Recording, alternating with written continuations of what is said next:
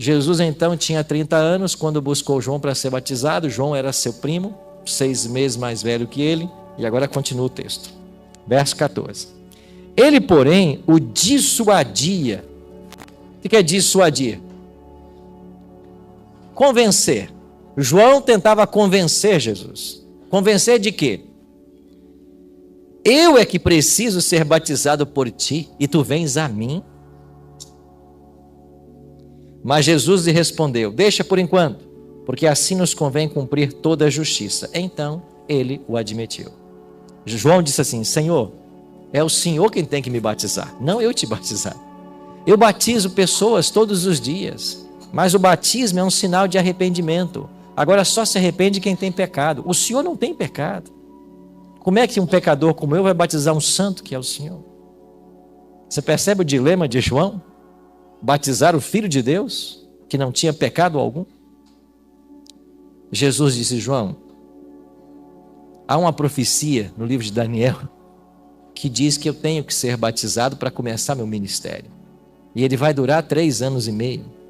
E daqui a 3 anos e meio eu vou ser crucificado. Então eu tenho que ser batizado. E tem que ser agora.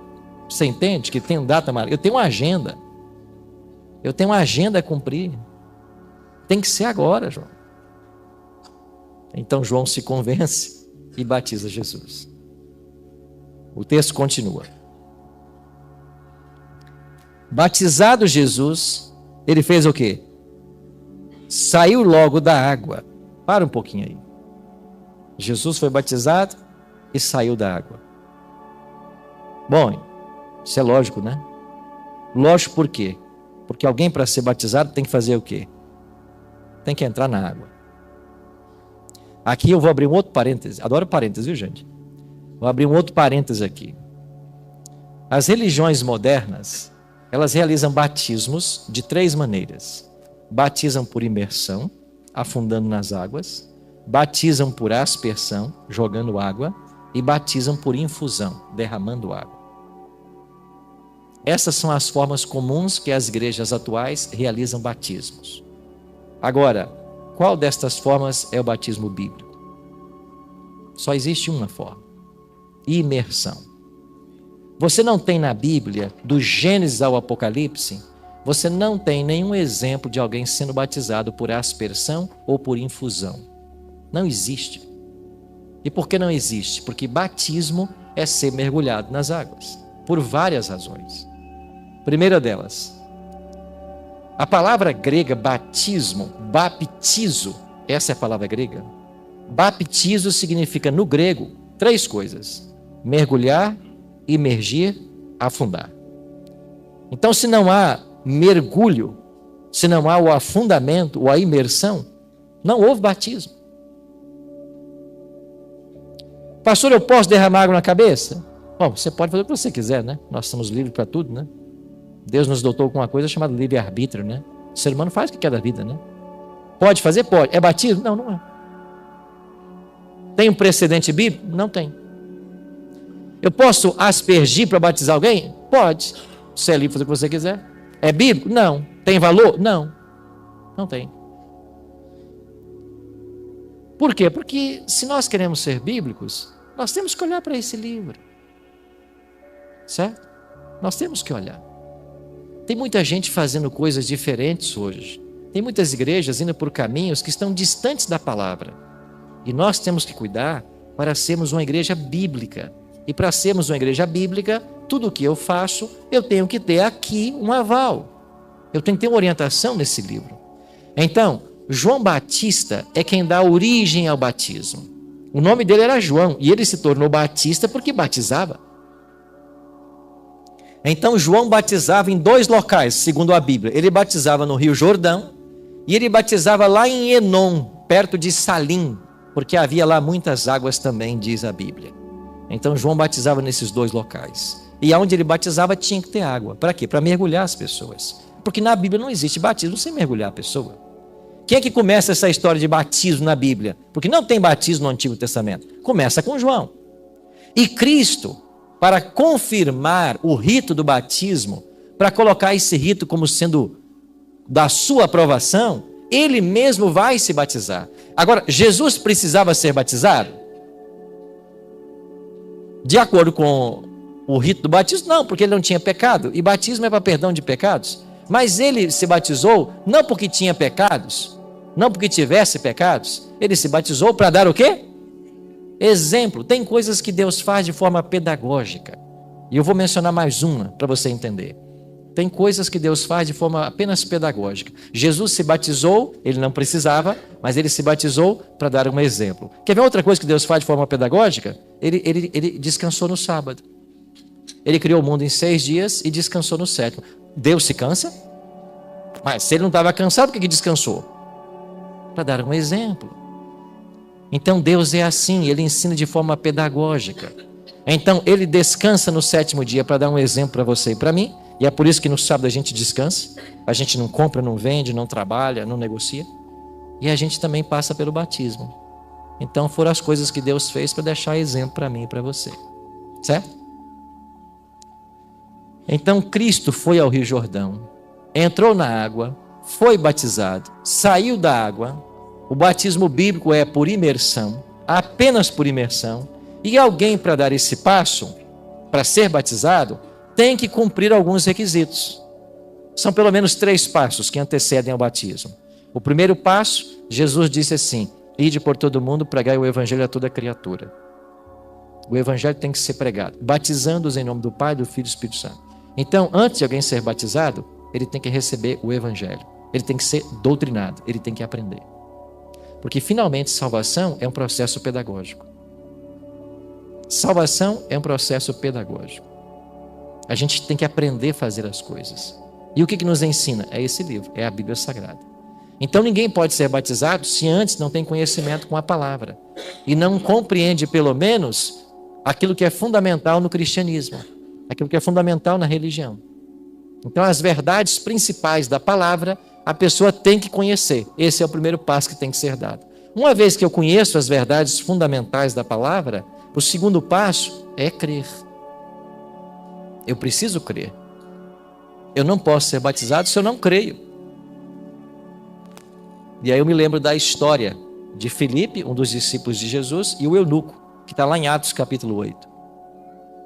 O Filipe pregou para o eunuco, e em dado momento o eunuco quis ser batizado. E o eunuco disse assim: Filipe, aí tem uma água, tem uma lagoa aqui, ó. Por que você não me batiza? Ele falou assim: é lícito, é correto, se você crê. Você crê que Jesus é o Filho de Deus? Ele disse: eu creio. Aí Filipe mandou parar o carro, ambos desceram a água e Filipe batizou o eunuco. Atos capítulo 8. Mais uma vez, batismo por imersão. Mas antes de ser batizado, ele teve que crer.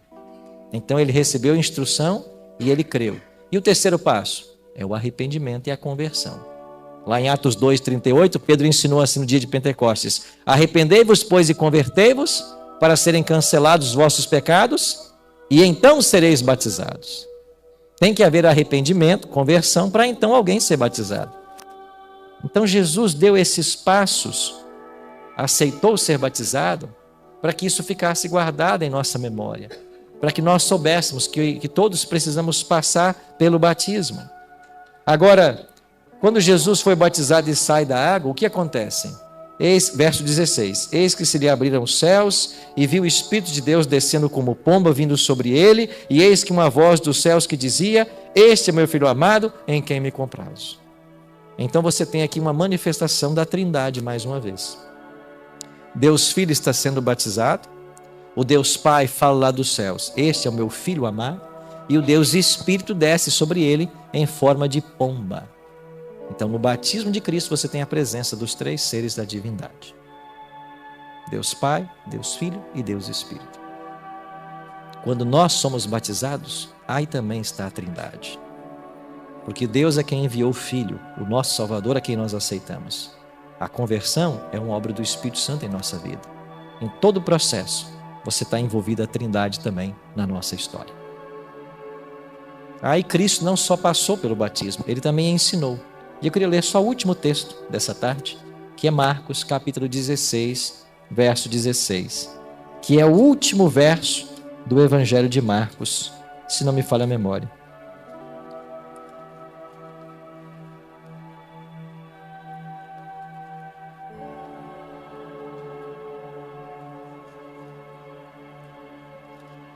Não é o último verso. Marcos, o último é o 20. Marcos 16, palavras do próprio Cristo. Ele diz assim: quem crer e for o quê? Será? E quem, porém, não crer, será? Nesse texto, Jesus apresentou duas condições para alguém ser salvo. Tem que fazer o quê? Tem que crer e ser? Não precisa levantar a mão. Você quer ser salvo? Acho que todos levantariam a mão, né? Nem precisa. Todos querem ser salvos. Quer ser salvo? Então você precisa de duas coisas. Primeiro, você tem que crer em Jesus Cristo como teu salvador pessoal. Se você não crer, você nunca vai ser salvo. Salvo de quê, pastor? Salvo da morte eterna. Nesse livro aqui, 1500 vezes é declarado que Jesus vai voltar. No Novo Testamento, 300 vezes. Jesus vai voltar. Ele volta para quê? Segundo o Apocalipse 22:12, para retribuir, para dar o galardão segundo as obras. Então, quando ele volta para dar a vida eterna para quem aceitou e a condenação eterna para quem rejeitou. Quem aceita Cristo como Salvador, passa pelo batismo, quando ele voltar, vai receber a vida eterna. Vai viver para sempre, ao lado de Cristo, junto com todos os outros salvos. Quem não o aceita, vai morrer se estiver vivo até lá. Vai morrer quando ele voltar. E de acordo com Apocalipse 20, versos 7 a 9, vai ressuscitar 1000 anos depois para ser queimado no fogo eterno. Tem outro caminho? Você conhece? É isso. O que é o Evangelho? É isso. Salvação ou perdição. E todo ser humano está sujeito a isso. Então Cristo vai voltar para dar a recompensa. Quem o aceitou e passou pelo batismo, quem o aceitou, foi batizado e permaneceu fiel, vai ser levado para o céu, vai viver eternamente. Quem não creu, ou não foi batizado, ou não permaneceu fiel, vai morrer na volta dele, vai ficar 1000 anos dormindo, vai ressuscitar, para junto com o diabo e os demônios dele, ser queimado no fogo. Não tem coisa mais clara do que isso nesse livro aqui.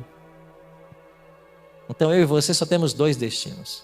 Ou viveremos eternamente, ou morreremos eternamente. Agora a escolha é sua.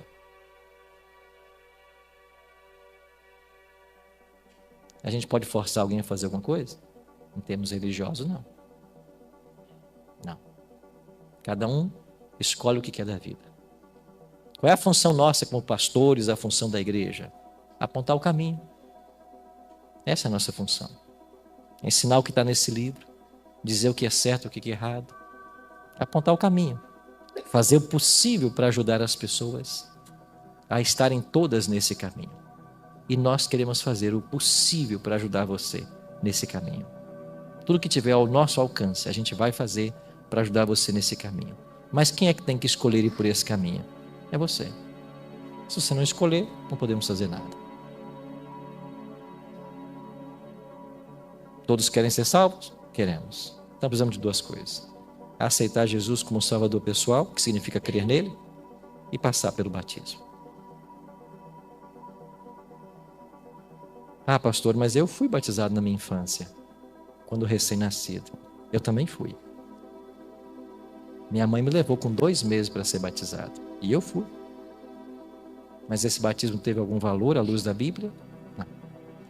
Por mais sincera que a dona Adelaide tenha sido, minha querida mãe, por mais sincera que ela fosse, em pegar os filhos e levar para ser batizado quando recém-nascidos, esse batismo não é bíblico. Ele não tem valor algum diante de Deus. Aí com 13 anos, quando eu aprendi Bíblia, quando eu entendi que batismo tem que ser por imersão, aí eu procurei então ser batizado. E fui no dia 25 de setembro de 1985. Pronto, falei minha idade.